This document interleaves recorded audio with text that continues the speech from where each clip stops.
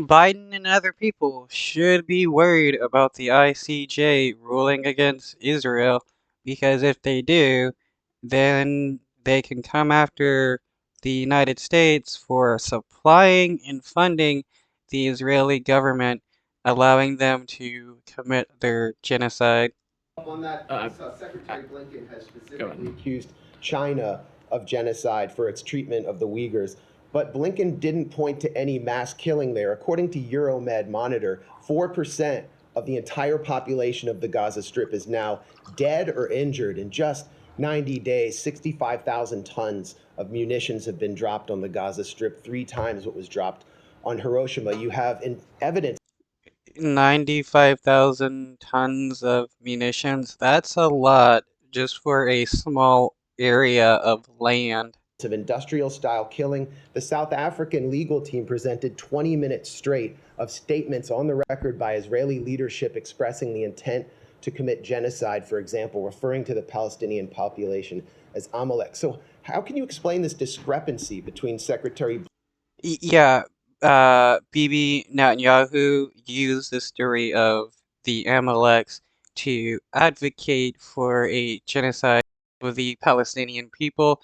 The story is about uh, a group of Amaleks ambushing a group of Israelites, and then the leader calling for the entire genocide of the Amaleks, every single man, woman, and child.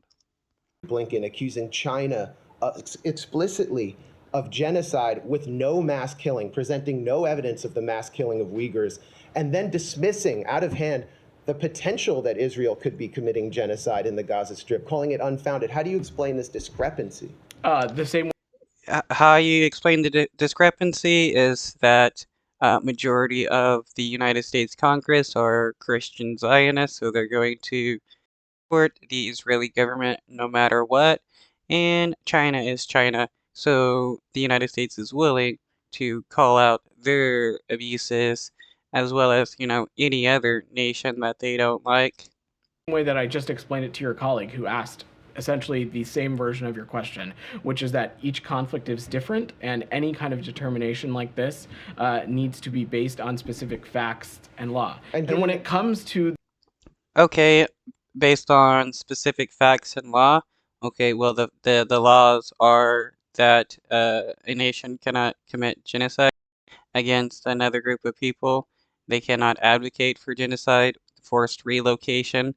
They can't kill innocent people or indiscriminately bomb an area. And none of that is what the Israeli government is abiding by. They're indiscriminately bombing people. They're advocating for their forced relocation, or just straight outright calling for the total destruction of Gaza. the points that are being made in today's hearing, again, I'm not going to speak to those specifically. Israel will have an opportunity to address some of those tomorrow. But we again feel that these allegations that Israel is committing genocide are unfounded. That being said, we do not disagree that additional steps. How is the claims that the Russian government is committing a genocide against the Ukrainian people is founded? The claims that the Israeli government is committing a genocide is unfounded, even though you got the government officials of the Israeli government outright calling for a genocide. Must and need to be taken to minimize the impact on civilians, and will continue to raise that directly with relevant partners. And given that you fast-tracked a sale of 14,000 tank shells to Israel, bypassing Congress, given Secretary Blinken's participation in war cabinet We didn't bypass. meetings, I'm just going to stop you right there because the premise of your question is Yeah, he's going to say that Biden didn't bypass Congress, but yeah, he did that twice in order to give weapons to the Israeli government. Is a little misguided. We did not bypass Congress. As part of those, as part of that, there is appropriate congressional notification that happens, and we complied with those appropriately. Okay, more and more members of Congress are demanding oversight because they're not getting adequate oversight. But no one disputes that the U.S. is isolated in protecting Israel as it conducts this operation, as it calls it, in Gaza. No one disputes the direct U.S. role. So the question is, the Secretary. Yeah, without the U.S. government, the Israeli government wouldn't be able to do their genocide the way they are. They wouldn't be protected from the UN with if the United States wasn't vetoing every single UN Security Council resolution. Secretary Blinken, who went to Israel first, declaring he was there as a Jew, identifying with the ethno-religious character of this state, which is now standing accused of the potential to commit genocide.